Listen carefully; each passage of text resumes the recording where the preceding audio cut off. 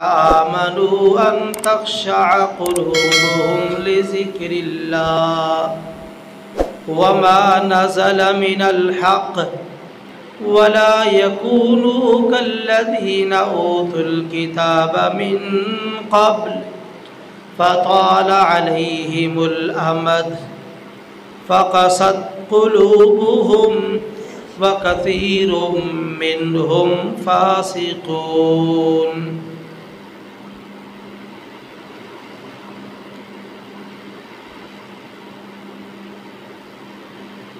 کیا ابھی تک ایمان والوں کے لیے وہ وقت نہیں آیا کہ ان کے دل اللہ کے ذکر کے لیے مائل ہو جائے اور جو اللہ نے حق نازل کیا ہے اس کی طرف مائل ہو جائے،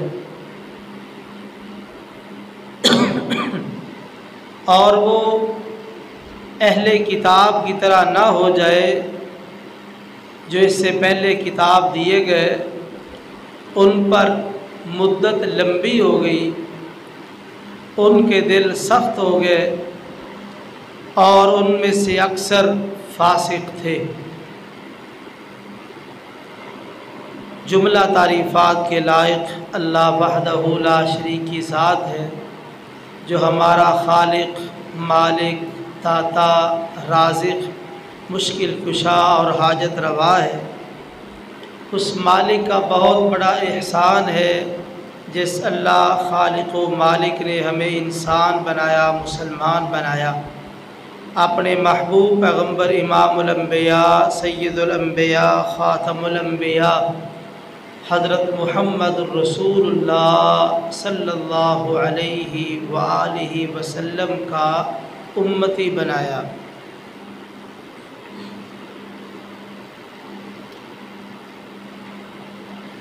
ماہ رمضان میں باقی مہینوں کی نسبت عبادات زیادہ کی جاتی ہے۔ اس کی وجہ کہ یہ رحمتوں اور برکتوں والا مہینہ ہے، شیاطین کو اور سرکش جنوں کو جکڑ دیا جاتا ہے، مساجد آباد نظر آتی ہے اور مسلمان بڑی محنت اور کوشش دین کے لیے کرتے ہوئے نظر آتے ہیں۔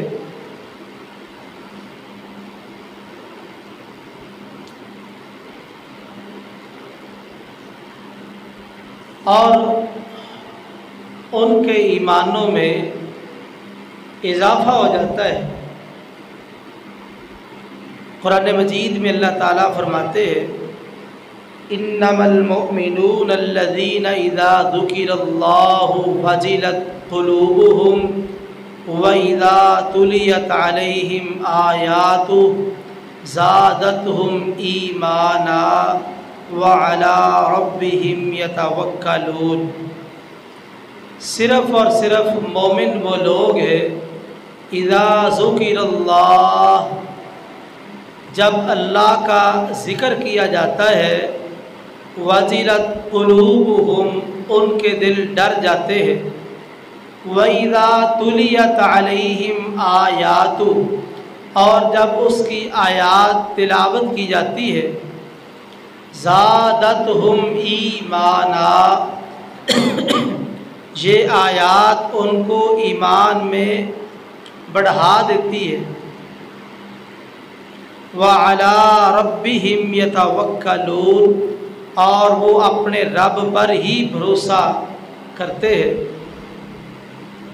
تو اس آیت سے یہ بات معلوم ہوئی، قرآن مجید پڑھنے سے، سننے سے، سنانے سے ایمان میں اضافہ ہو جاتا ہے، اور اسی طرح دیگر اعمال اسلام سے انسان کے ایمان میں اضافہ ہو جاتا ہے۔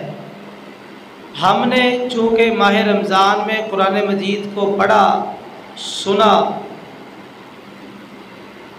اور اسے سمجھنے کی بھی کوشش کرتے رہے، تو ہمارا ایمان کتنا بڑا، اس میں کتنا اضافہ ہوا۔ ماہ رمضان میں ہم خود بھی یہ کیفیت اپنے اندر دیکھ رہے تھے کہ عام ایام میں ہمارے ایمان کے اندر وہ تازگی نہیں ہوتی جو اس مہینے کے اندر تازگی پیدا ہوئی۔ راتوں کو قیام کر کے، روزہ رکھ کے، صدقہ خیرات کر کے، قرآن مجید پڑھتے اور سنتے وقت جو رکت طاری ہوتی، تو یہ ایمان میں اضافے کا سبب ہے۔ تو ہمارے ایمانوں کے اندر بلا شبہ ان اعمال کی وجہ سے اضافہ ہوا، اور یہ اضافہ کیوں نہ ہوتا؟ اللہ تعالیٰ قرآن مجید میں ارشاد فرماتے ہیں، اللہ نزل احسن الحدیث کتابا متشابہا مثانیہ تقشعر منہ جلود الذین یخشون ربہم ثم تلین جلودہم وقلوبہم الی ذکر اللہ ذالک ھدی اللہ یہدی بہ من یشاء وَمَن يُضْلِلِ اللَّهُ فَمَا لَهُ مِنْ هَادٍ۔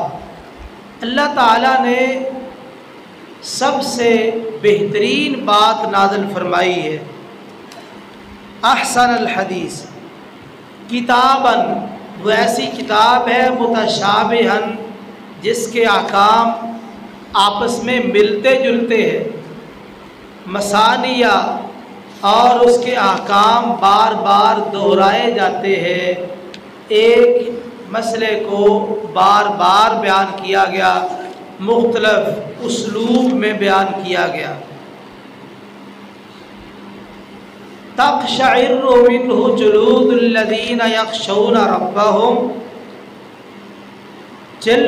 جو لوگ اپنے رب سے ڈرنے والے ہیں، جب وہ اس کلام کو، قرآن مجید کو سنتے ہیں تو ان کے رونگٹے کھڑے ہو جاتے ہیں، ان کے چمڑے کانپ اٹھتے ہیں۔ تقشعر منہ جلود الذین یخشون ربہم ثم تلین جلودہم وقلوبہم الی ذکر اللہ، پھر ان کے چمڑے اور ان کے دل اللہ کے ذکر کی طرف نرم ہو جاتے ہیں۔ ذالک ھدی اللہ، یہ اللہ تعالیٰ کی ہدایت ہے، یہدی بہ من یشاء، اللہ جسے چاہتے ہیں ہدایت دیتے ہیں۔ وَمَن يُضْلِلِ اللَّهُ فَمَا لَهُ مِنْ هَادٍ، اور جسے اللہ تعالیٰ گمراہ کر دے اسے ہدایت دینے والا کوئی نہیں۔ اس آیت سے یہ پتہ چلا کہ اللہ کا ذکر سننے کے بعد انسان کا دل نرم بھی ہو جاتا ہے، اور اللہ کا ذکر سننے کے بعد انسان کا دل ڈر بھی جاتا ہے، اور اللہ کا ذکر سننے کے بعد انسان کے ایمان میں اضافہ بھی ہو جاتا ہے۔ اب ماہ رمضان میں ہم نے نیک اعمال بھی کیے، قرآن بھی سنا، قرآن بھی پڑھا، قرآن بھی سمجھا، تو بلا شبہ ہمارے ایمان میں اضافہ ہوا۔ کیوں؟ اس لیے کہ اللہ کے وعدے سچے ہیں، اللہ کی ساری باتیں سچی ہیں۔ قرآن مجید میں اللہ تعالیٰ فرماتے ہیں وَمَنْ أَصْدَقُ مِنَ اللَّهِ حَدِيثًا، وَمَنْ أَصْدَقُ، دوسرے مقام پہ کہا وَمَنْ أَصْدَقُ مِنَ اللَّهِ قِيلًا، بات کے اعتبار سے اللہ سے زیادہ سچا کون ہو سکتا ہے؟ اسی طرح قول کے اعتبار سے اللہ سے زیادہ سچا کون ہو سکتا ہے؟ پتہ یہ چلا کہ اللہ کی باتیں سچی ہیں، اللہ کے اقوال سچے ہیں، اللہ کے وعدے سچے ہیں۔ مثال کے طور پہ قرآن مجید سے دو اللہ تعالیٰ کے وعدے، ایک وہ وعدہ جب نبی کریم صلی اللہ علیہ وسلم مکہ چھوڑ کے مدینہ کی طرف جا رہے تھے، آپ کی آنکھوں میں آنسو ہے، مکہ کی جدائی کا صدمہ، بیت اللہ کی جدائی کا صدمہ